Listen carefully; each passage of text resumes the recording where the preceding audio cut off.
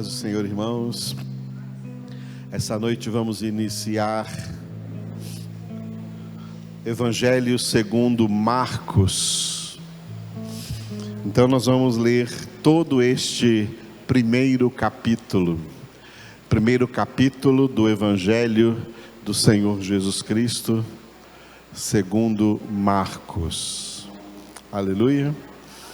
Primeira congregação do mês de março. Queremos entregar a Deus cada dia desse novo mês, que seja um tempo de buscarmos o Senhor, investirmos, aplicarmos-nos neste tempo a buscá-lo de todo o nosso coração. Porque é isso que temos que fazer na face da terra. Não há mais nada aqui, todo o resto é trivial. Aleluia. Então leiamos juntos em oração, sendo nutridos, alimentados, fortalecidos no Senhor por essa palavra. Então, a partir, contando com hoje, temos 16 sábados para ficarmos aqui no Evangelho segundo Marcos. Então leiamos juntos, com fé, com amor, o capítulo de número 1, em oração, todos juntos.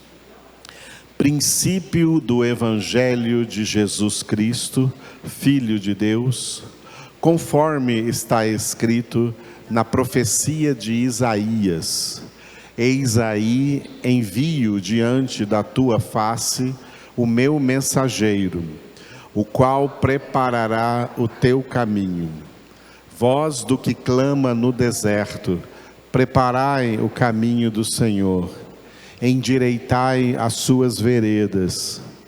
Apareceu João Batista no deserto, pregando o batismo de arrependimento para remissão de pecados. Saíam a ter com ele toda a província da Judeia e todos os habitantes de Jerusalém, e confessando os seus pecados, eram batizados por ele no rio Jordão. As vestes de João eram feitas de pelos de camelo. Ele trazia um cinto de couro e se alimentava de gafanhotos e mel silvestre.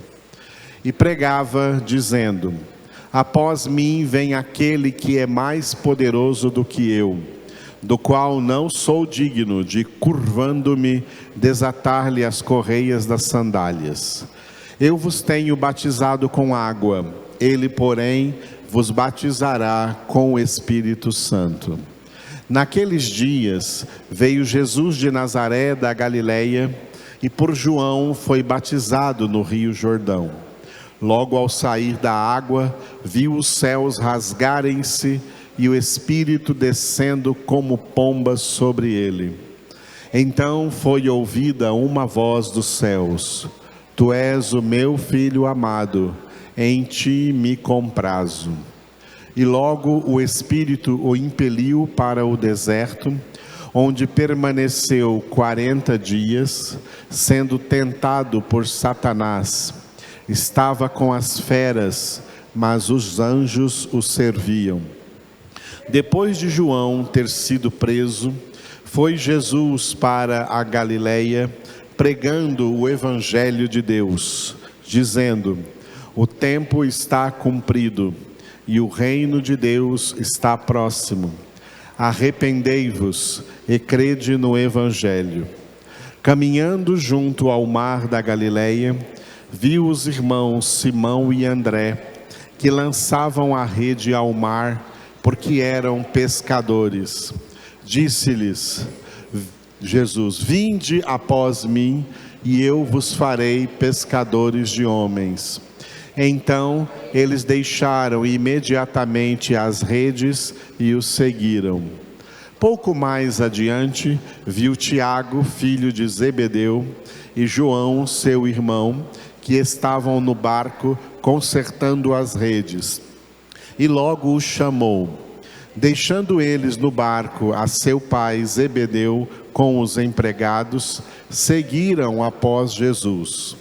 Depois entraram em Cafarnaum e logo no sábado foi ele ensinar na sinagoga.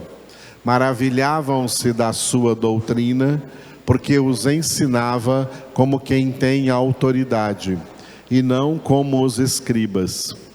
Não tardou que aparecesse na sinagoga um homem possesso de espírito imundo, o qual bradou: que temos nós contigo, Jesus Nazareno? Vieste para perder-nos?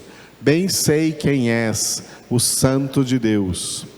Mas Jesus o repreendeu, dizendo: cala-te e sai desse homem.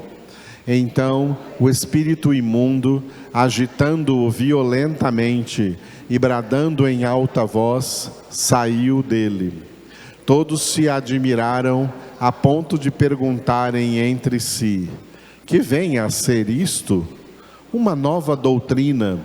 Com autoridade ele ordena aos espíritos imundos, e eles lhe obedecem. Então correu célere a fama de Jesus em todas as direções, por toda a circunvizinhança da Galileia. E saindo eles da sinagoga, foram com Tiago e João diretamente para a casa de Simão e André. A sogra de Simão achava-se acamada com febre, e logo lhe falaram a respeito dela. Então, aproximando-se, tomou-a pela mão, e a febre a deixou, passando ela a servir-los. À tarde, ao cair do sol, trouxeram a Jesus todos os enfermos e endemoninhados. Toda a cidade estava reunida à porta, e ele curou muitos doentes de toda sorte de enfermidades. Também expeliu muitos demônios, não lhes permitindo que falassem, porque sabiam quem ele era. Tendo-se levantado alta madrugada, saiu para um lugar deserto e ali orava. Procuravam-no diligentemente Simão e os que com ele estavam. Tendo-o encontrado, lhe disseram: todos te buscam. Jesus, porém, lhes disse: vamos a outros lugares, às povoações vizinhas, a fim de que eu pregue também ali, pois para isso é que eu vim. Então foi por toda a Galileia, pregando nas sinagogas deles e expelindo os demônios. Aproximou-se dele um leproso, rogando-lhe de joelhos: se quiseres, podes purificar-me. Jesus, profundamente compadecido, estendeu a mão, tocou-o e disse-lhe: quero, fica limpo. No mesmo instante, lhe desapareceu a lepra e ficou limpo.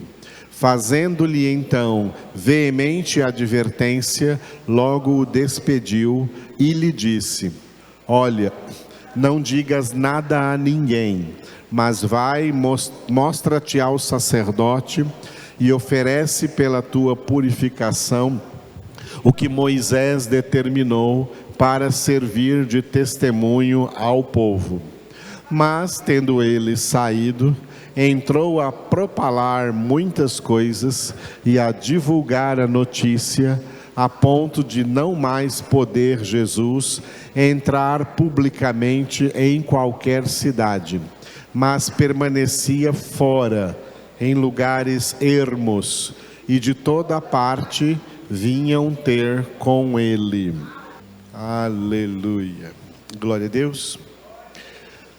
O primeiro tema que nós vamos tirar abordando aqui este primeiro capítulo do Evangelho do Senhor Jesus segundo Marcos é um tema duplo, tem uma dupla importância, diga, arrependimento e fé.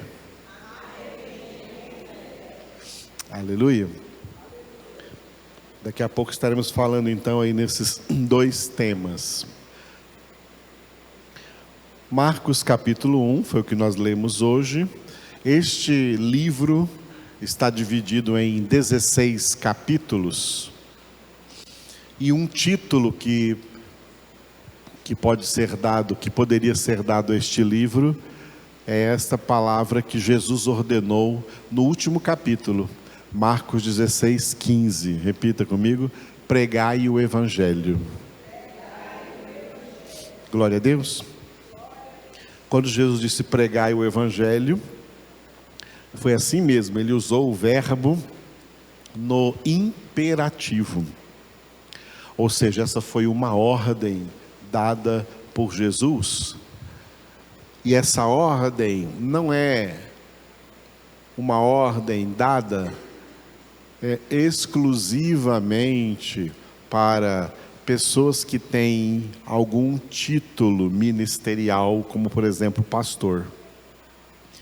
A ordem de pregar o Evangelho é para todos que têm o título espiritual de filhos de Deus. Aleluia. Filhos de Deus têm que pregar o Evangelho, irmãos. Para todo filho de Deus, vale o que Paulo falou de si mesmo em 1 Coríntios. Ele disse assim, repita depois de mim: ai de mim se eu não pregar o Evangelho. Isso vale para você, vale para o seu irmão aí, fala para o seu irmão: ai de você se você não pregar o Evangelho. Isso vale para nós como igreja. Levante a sua mão direita comigo e diga assim: ai de nós se não pregarmos o Evangelho.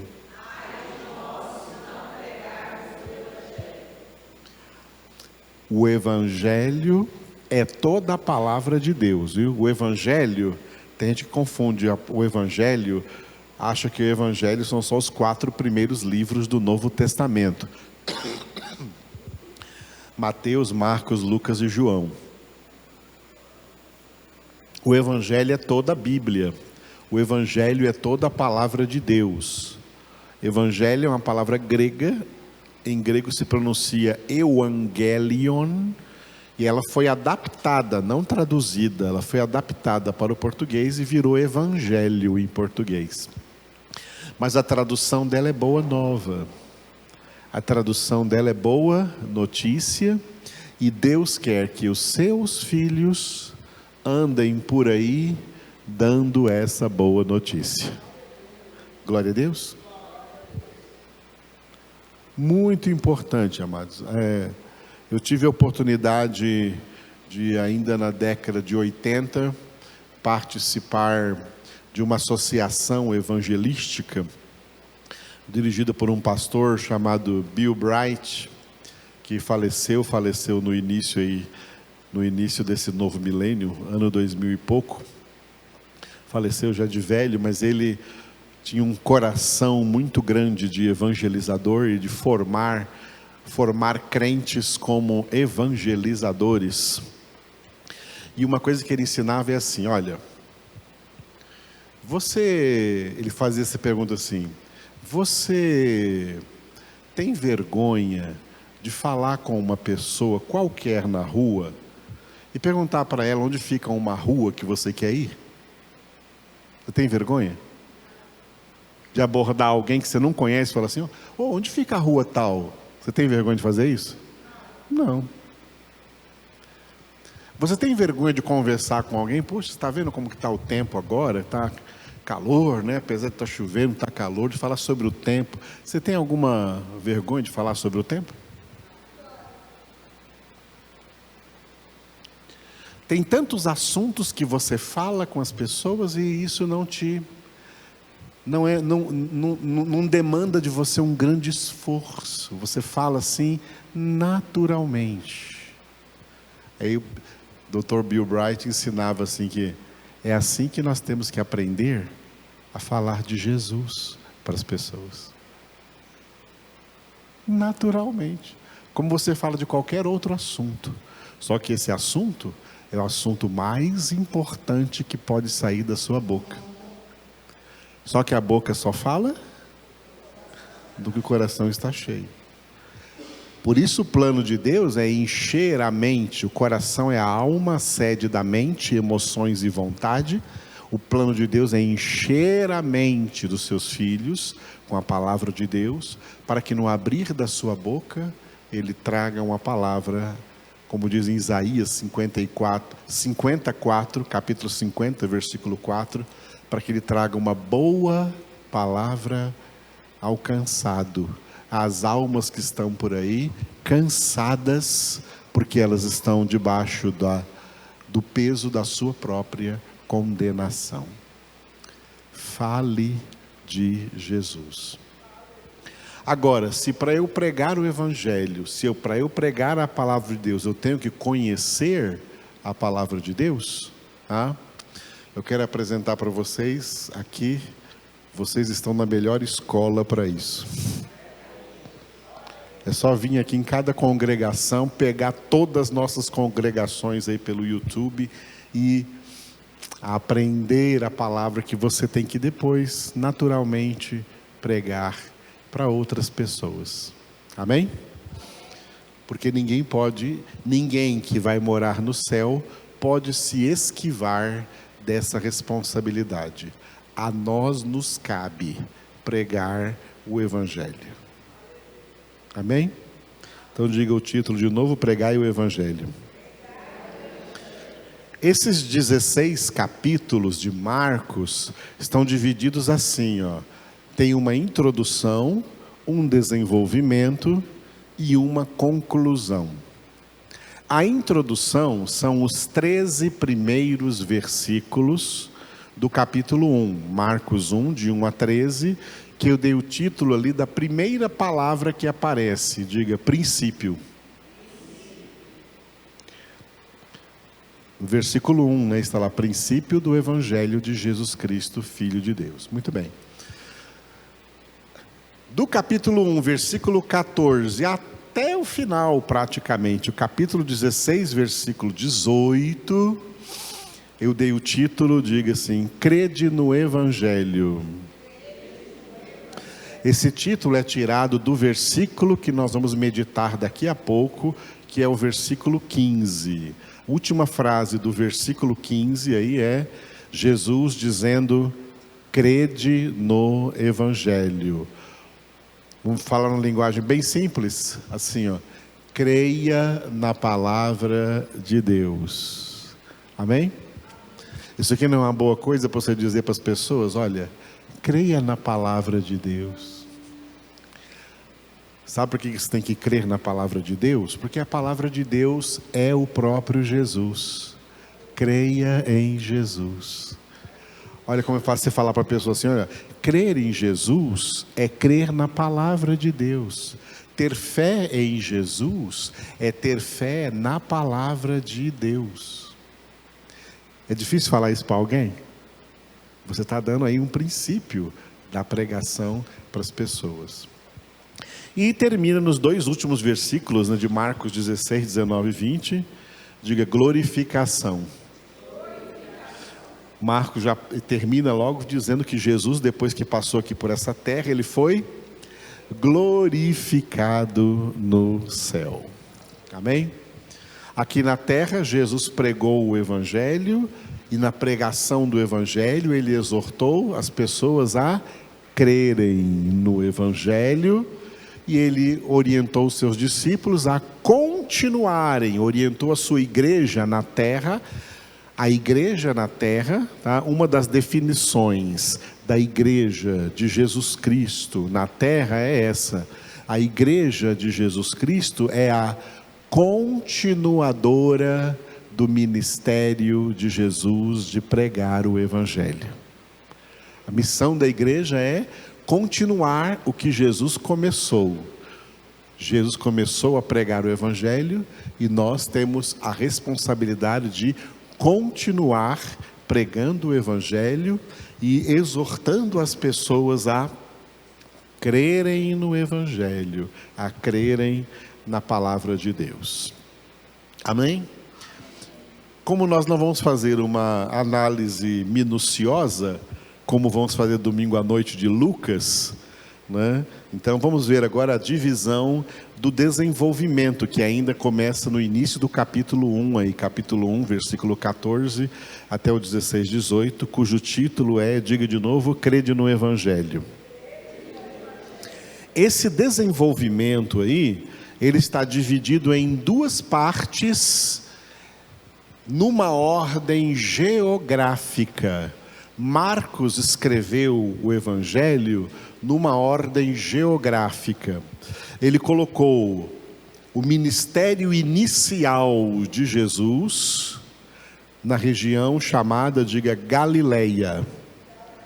Esse é o título então de Marcos capítulo 1, versículo 14, até o final do capítulo 9, que termina no versículo 50. Tá? Do 1,14 ao 9,50, todas as ações de Jesus foi na região da Galileia. Na época de Jesus, a nação de Israel estava dividida em 3 regiões. Ao norte, a Galileia, no centro, a Samaria e no sul, a Judeia. A capital da Judeia, Jerusalém. Na Judeia ficava também a cidade de Belém, onde Jesus nasceu. Samaria era uma região e a capital também tinha o mesmo nome, Samaria. Antes era Sebaste, depois passou na época de Jesus a ser Samaria. E ao norte estava a Galileia, e a capital da Galileia era Cafarnaum, às margens do mar da Galileia, que é um mar de água doce, porque é um lago, que também recebeu o nome de Lago de Genezaré, ou então, em outros tempos, era o Mar de Tiberíades, em nome, honrando um certo Tibério de César, um imperador. O Mar da Galileia, então, o mar de água doce ali, tinha na sua, ali, às margens dele, a capital da Galileia, que era Cafarnaum. E mais no interior da Galileia estava a cidade de Nazaré, onde Jesus morou, passou toda a sua infância, até chegar aos 30 anos de idade, trabalhando possivelmente com o seu pai José, seu pai humano José, na carpintaria. Por isso ele foi chamado de Jesus de Nazaré, Nazaré da Galileia. E a segunda parte aqui do Evangelho de Marcos vai do capítulo 10, 1 até o 16, 18, diga Judeia.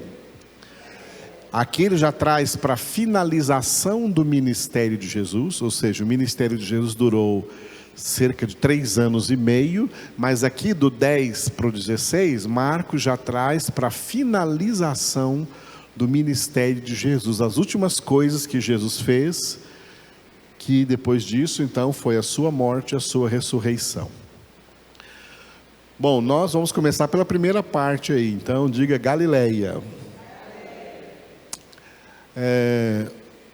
Esse texto aí, cujo título é Galileia, ele tem uma introdução e um desenvolvimento. A introdução aqui, ainda no capítulo 1, versículo 14 até o 39, diga propósito de Jesus. Esse título está baseado no que Jesus disse aqui no versículo 38. Vamos a outros lugares, às povoações vizinhas, a fim de que eu pregue também ali, pois para isso é que eu vim. Propósito de Jesus, ele veio pregar o Evangelho. Portanto, ele queria ir a todos os lugares. O ministério de Jesus não foi um ministério fixo, mas um ministério itinerante. Ele andou por todo o país pregando o Evangelho. Okay? Esse era o propósito. Ele diz que para isso é que ele veio, para pregar o Evangelho. E o título que eu dei aí, do capítulo 1, versículo 40, até o capítulo 9, versículo 50, que é o desenvolvimento dessa primeira parte, diga, percorrendo a Galileia. Você lê aí até o capítulo 9, que todos os lugares por onde Jesus andou, foi ao norte de Israel, foi na Galileia. Nazaré, Cafarnaum, do outro lado do mar da Galileia, região de Gadara, de Gerasa e assim por diante. Jesus andou nessa região de acordo com o Evangelho de Marcos, que tem essa divisão geográfica. Muito bem, como o desenvolvimento da parte 1 ainda está iniciando no capítulo 1, então, percorrendo a Galileia, esse texto aí, percorrendo a Galileia, do capítulo 1, versículo 40, até o capítulo 9, versículo 50, ele está dividido assim, ó.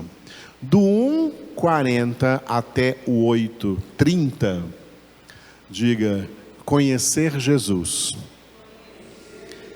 Eu dei esse título porque tudo que Jesus pregou, tudo que Jesus fez nesses textos, nesses eventos, foi como que se apresentando para as pessoas, para que as pessoas conhecessem quem ele era, tá? E conhecendo Jesus, então eles entenderiam depois, 8:31 a 9:50, diga, missão de Jesus. O plano de Jesus, ao ensinar a palavra de Deus para as pessoas, é que elas conhecessem quem ele é e qual era a sua missão aqui na face da terra. Conhecer Jesus leva ao entendimento da sua missão. Então, essa partezinha aí, esse bloco, conhecer Jesus, ainda começa no primeiro capítulo, né? Capítulo 1:40 até 8:30. Ele está dividido assim, ó. Do 1:40 até o 3:12, diga, antes dos 12. Antes de Jesus escolher, dentre os seus discípulos, 12 desses discípulos, aos quais ele deu também o nome de apóstolos.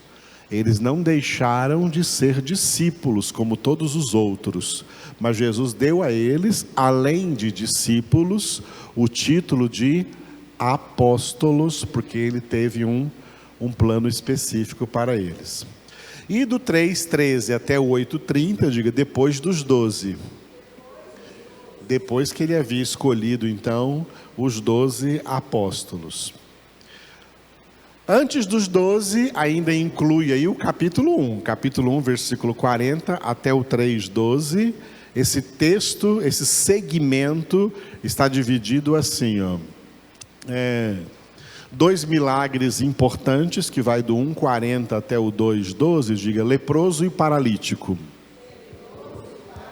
Jesus curou um leproso, no final já aí do capítulo 1, foi o que nós lemos, e vamos ver no início do capítulo 2, ele vai curar um paralítico.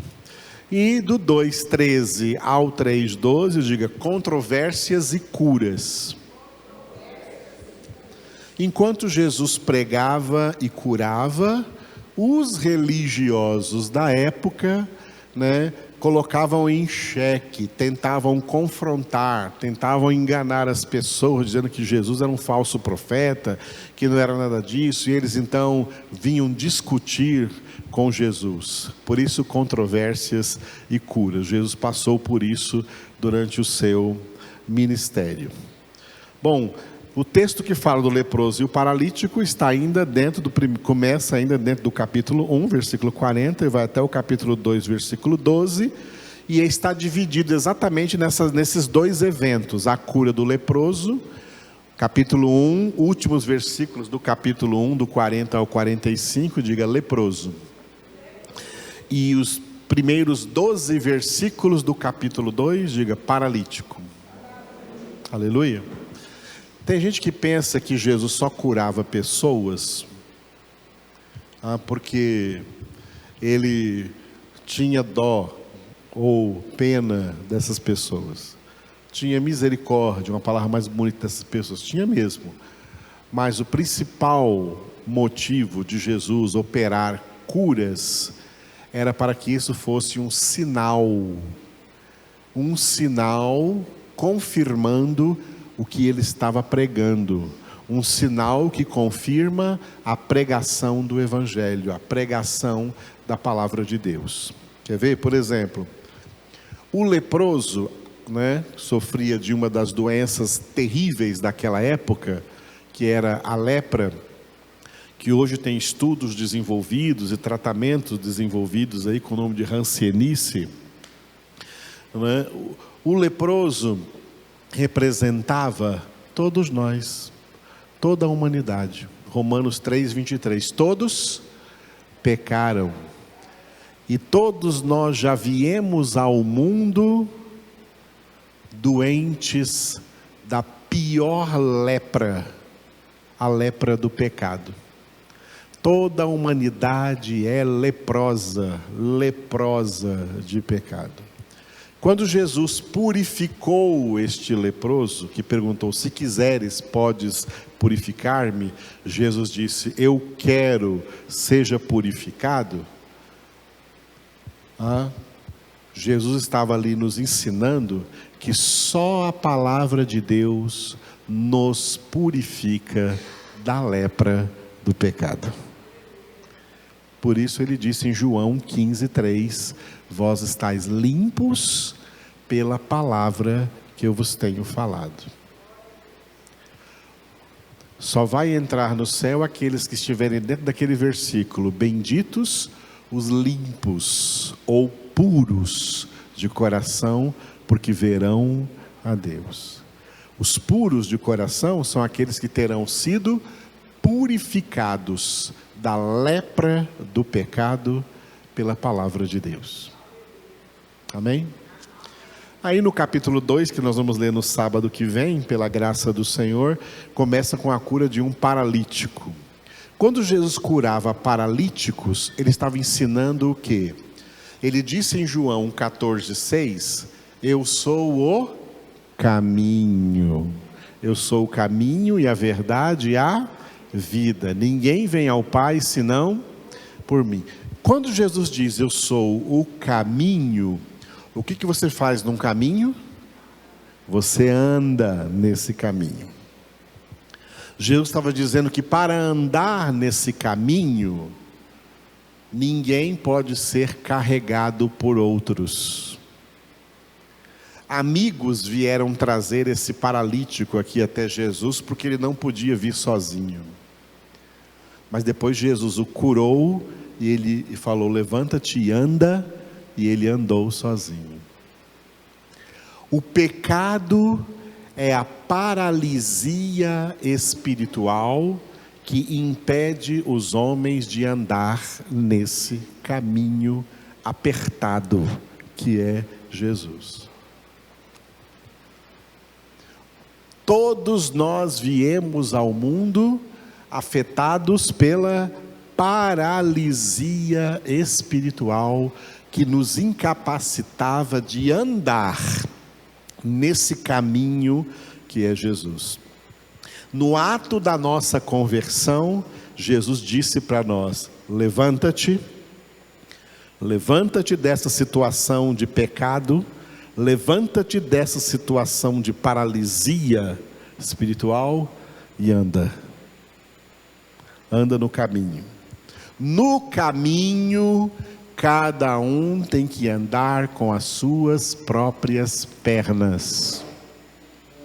Você não leva ninguém nesse caminho, você anda nele. Você não carrega ninguém nesse caminho. Nesse caminho, só é recebido na glória aquele que caminhou com suas próprias pernas. E para caminhar com as suas próprias pernas, tem que estar curado da paralisia. Era essa a razão pela qual Jesus curava paralíticos. Ele estava querendo dar esta lição, este ensinamento para as pessoas. É por causa disso que ele curou leprosos, e é por causa disso que ele curou paralíticos, para dar essas duas lições. E assim também todos os demais milagres. E na medida que nós estamos lendo aqui alguns milagres, eu vou dizendo para vocês qual o significado desses milagres. Glória a Deus. Iniciando hoje então Marcos aqui no primeiro capítulo, O Espírito de Deus me deu aqui para vocês nessa noite o versículo 15. Porque, de acordo com esse evangelho escrito por Marcos, o versículo 15 traz aí a primeira fala de Jesus. A primeira coisa que Jesus disse está aí no versículo 15, tá? Essa é a primeira fala de Jesus no Evangelho segundo Marcos. Jesus disse: o tempo está cumprido e o reino de Deus está próximo. Arrependei-vos e crede no Evangelho. Vocês.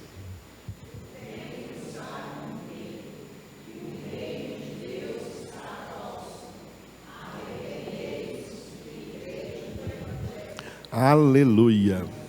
Glória a Deus. Vamos analisar parte por parte dessa primeira fala de Jesus aqui, segundo o Evangelho escrito por Marcos. Primeiro ele disse assim, repita depois de mim: o tempo está cumprido. O que isso significa? O que é o tempo que está cumprido, que Jesus disse? O tempo é esse período que Deus iniciou lá em Gênesis capítulo 1, versículo 1, quando no princípio criou Deus o céu e a terra. O princípio ali é um ponto dentro da eternidade, onde Deus iniciou um período chamado tempo, que assim como teve um princípio, ele terá um fim, tá?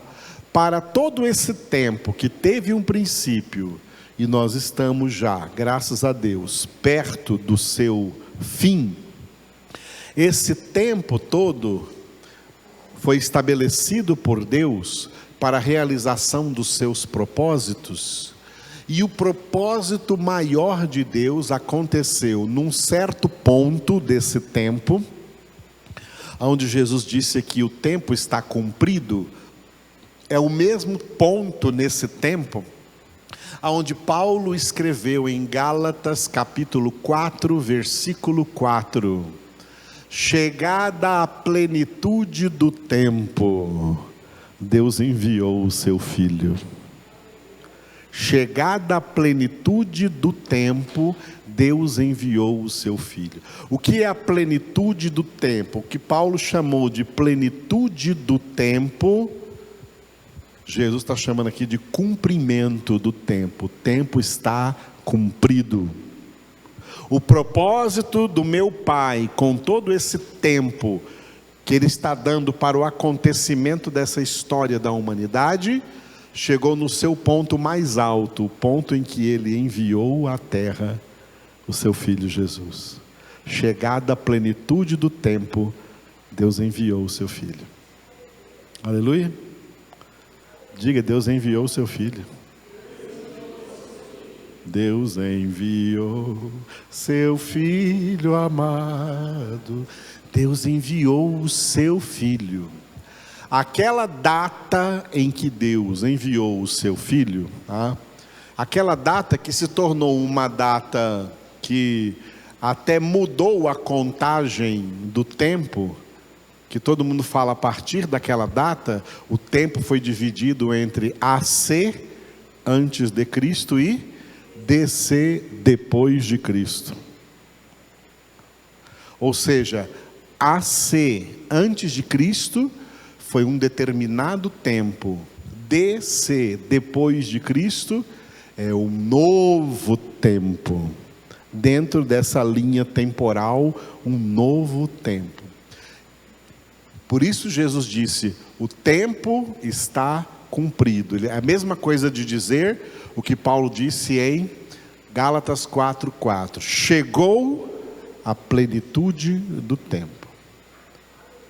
Plenitude significa cheio, vem do grego pleroma, que significa cheio. Aqui, quando Paulo escreveu a plenitude do tempo, ele estava tendo a visão daquele relógio de areia chamado ampulheta. Lembra? que a areia estava na parte de cima e ela vai caindo até encher a parte de baixo. Quando encheu a parte de baixo ficou plena, isso se chama plenitude. Chegou a plenitude do tempo. É como se Deus colocasse esse relógio com todas as areias em cima, quando Ele começou a criação, tá? E quando toda a areia caiu, Ele enviou o seu Filho. Chegada a plenitude do tempo, Ele enviou o seu Filho. Isso tem um significado muito importante, que da vinda de Jesus para o final é um tempo muito menor do que o que teve antes da vinda de Jesus, viu?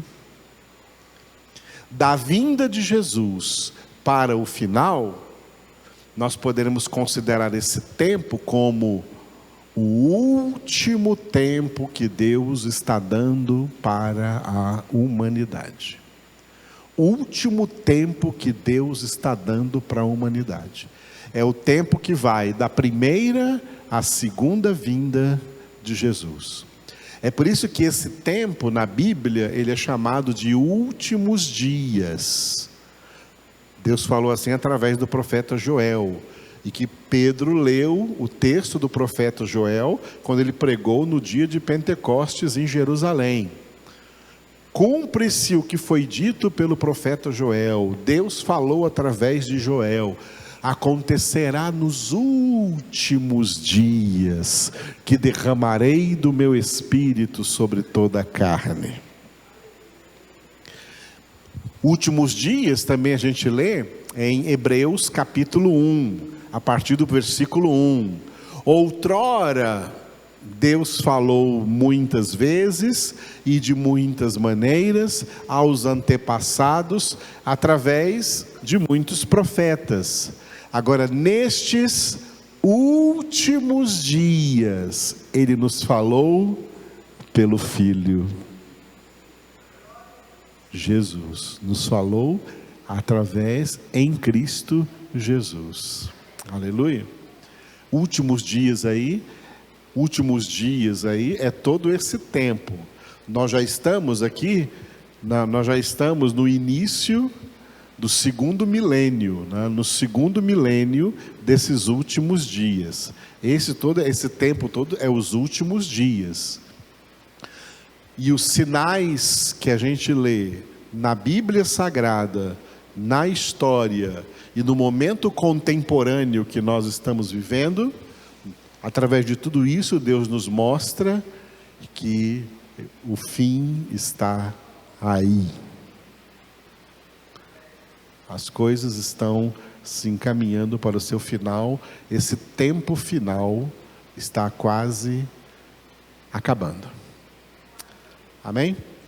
Graças a Deus. Então, Jesus diz, o tempo está cumprido. Quando Jesus começa a pregar assim, o que ele está dizendo através dessas palavras? Olha, vocês não têm tempo mais para muita coisa não.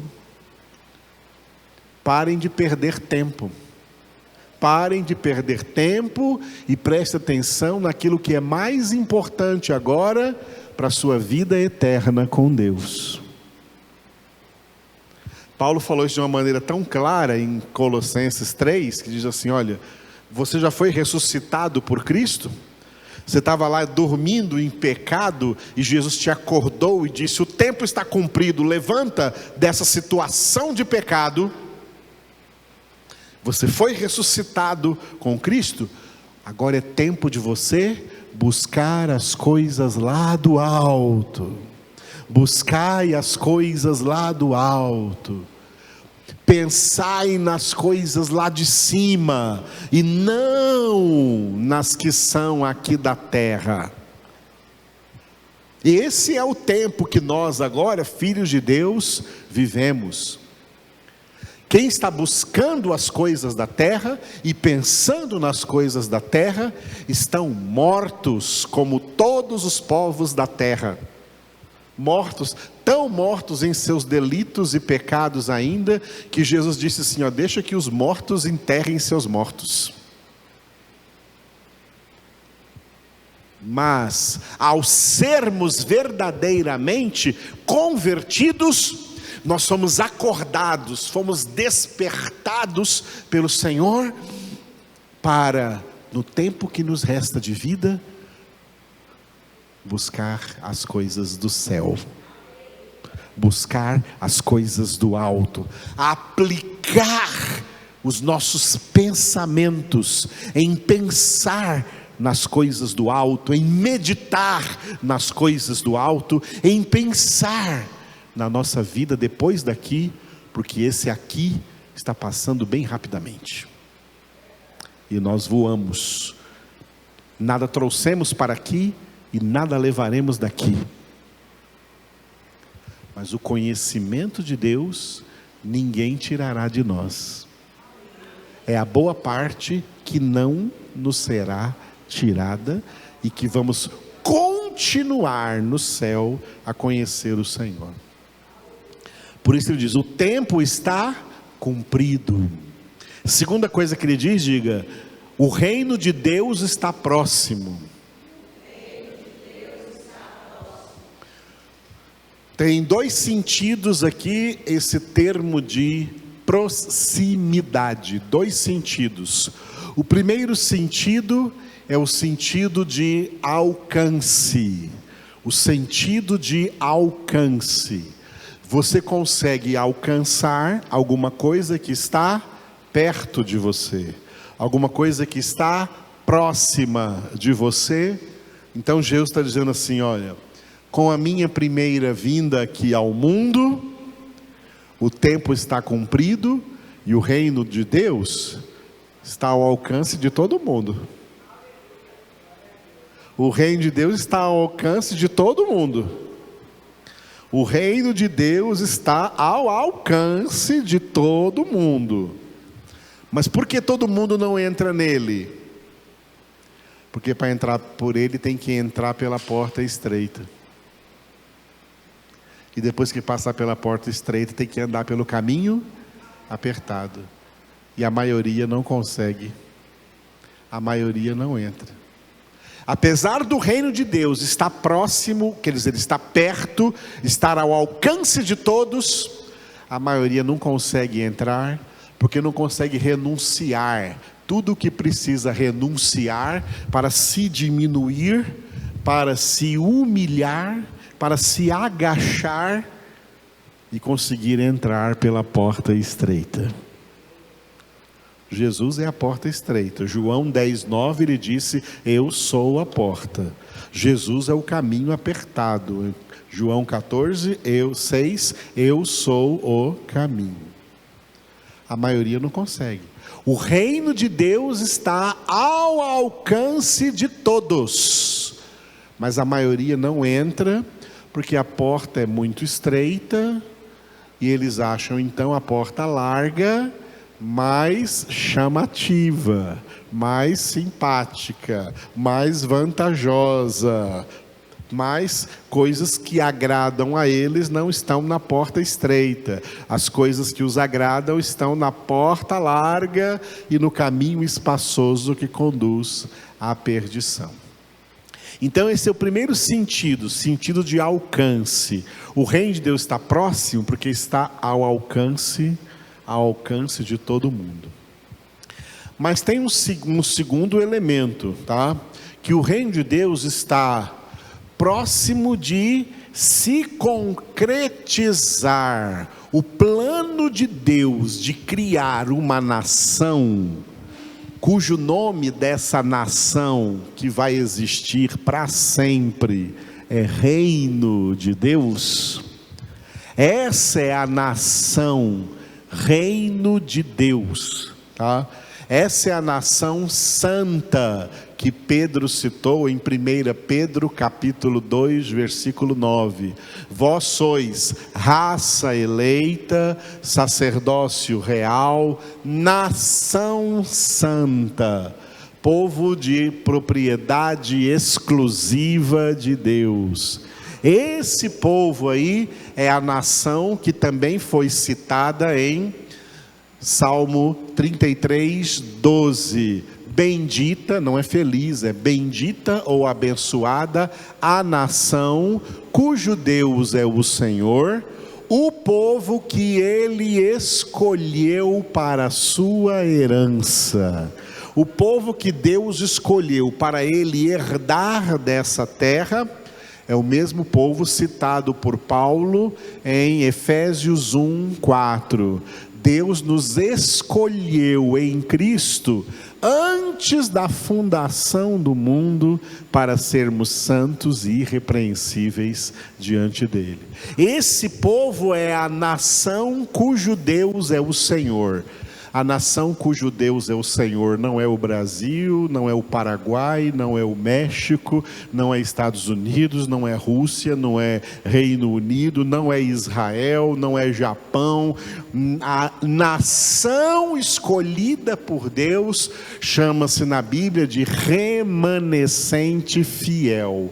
Os que serão lavados, remidos pelo sangue de Jesus, selados com o selo do Espírito Santo de Deus, e passam a ser, desde a sua conversão, não mais cidadãos da terra, mas cidadãos do céu, cidadãos do reino de Deus. E como cidadãos do reino de Deus, passam a ser na terra estrangeiros, peregrinos e embaixadores, para exortar todo mundo em nome de Cristo a se reconciliarem com Deus, porque não há salvação fora da pessoa de Jesus. O reino de Deus é uma nação que Deus está construindo, edificando, e o fim, a concretização dessa edificação está próximo. Está próximo, esse é o sentido temporal para a concretização dessa nação. Aí então, todas as nações da terra vão passar juntamente com a terra. Passará o céu e a terra, mas as minhas palavras jamais passarão. Todas as nações vão acabar, o Brasil vai acabar, graças a Deus. Todas as nações da terra vão acabar e uma única nação vai existir para sempre, e o nome dessa nação é Reino de Deus. Então o tempo está cumprido e o reino de Deus está próximo. O que significa então? Bom, o reino de Deus está aí, ao alcance de todos, mas para entrar nele, tem que se humilhar, tem que ter renúncia, tem que entrar pela porta estreita, tem que negar a si mesmo, tomar a sua cruz e seguir Jesus. E Jesus resume tudo isso com duas palavras: arrependimento e fé. Então, na sua primeira pregação, Jesus pregou para eles, diga: arrependei-vos e crede no Evangelho. Perceberam que Jesus não chegou pregando o amor? Por que a pregação de Jesus não começou assim, ó? Eu vim dizer que Deus é amor. Eu vim dizer que Deus ama todos vocês. Jesus começou pregando assim? Jesus começou pregando, olha, arrependei-vos, hein? Arrependei-vos e crede no Evangelho. Arrependei-vos e crede no Evangelho. Lamentavelmente, nós temos que reconhecer que a pregação do amor, que passou a ser uma marca evangélica desde o início do século passado, do século 20, a pregação do amor formou uma geração de gente que nem se arrepende e nem vive pela fé. Nem se arrepende e nem vive pela fé. porque eles receberam um evangelho que passou a mãozinha na cabeça deles e não chamou a eles para o arrependimento e para a verdadeira fé em Jesus Cristo, na qual está escrito que o justo viverá pela fé. Viver pela fé é viver em obediência à palavra. Crer no Evangelho significa obedecer o Evangelho. A fé sem obras é morta. Significa a fé que não conduz à obediência da palavra, à prática da palavra, é morta em si mesma, não presta para nada. Essa mesma fé os demônios têm, mas não tem salvação. A fé verdadeira, crede no Evangelho, é viver a palavra.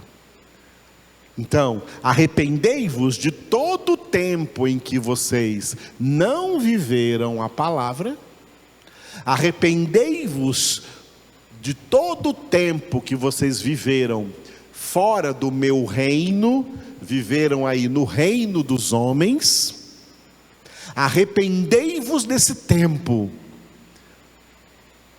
e passa a viver agora de acordo com a minha palavra, a praticar a minha palavra. Arrependei-vos e crede no Evangelho. Jesus anuncia o reino de Deus e mostra a porta. Quer entrar no reino? Se arrependa. O que eu mais escuto gente falando por aí no mundo, eu não me arrependo de nada, eu não me arrependo de nada, eu estou vivendo sem arrependimentos, eu não tenho nada para me arrepender. Tem gente que viveu no diabo a vida toda e quando está no fim da vida fala assim, eu faria tudo de novo. Não existe. Agora, em todo o contexto, especialmente do Novo Testamento, nós vamos entender que tanto arrependimento como fé genuína, fé sobrenatural, é dom de Deus, que Deus não dá a todos, Ele dá exclusivamente aos seus poucos escolhidos. Só 2 versículos para encerrarmos. Versículo onde ele dá o arrependimento, onde o arrependimento é dado por Deus. Passamos por ele no livro dos Atos, Atos 11:18, quando Pedro pregou, quando Pedro teve que falar a cúpula da igreja de Jerusalém, porque que ele entrou na casa do centurião Cornélio, no capítulo 10, e quando eles ouviram o testemunho de Pedro, então, versículo 18, Atos 11:18, juntos, e ouvindo eles estas coisas, apaziguaram-se e glorificaram a Deus, dizendo, logo, também aos gentios, foi por Deus concedido o arrependimento para a vida. O arrependimento foi concedido, dado por Deus. Portanto, o arrependimento é um dom de Deus, assim como a fé. Efésios 2:8.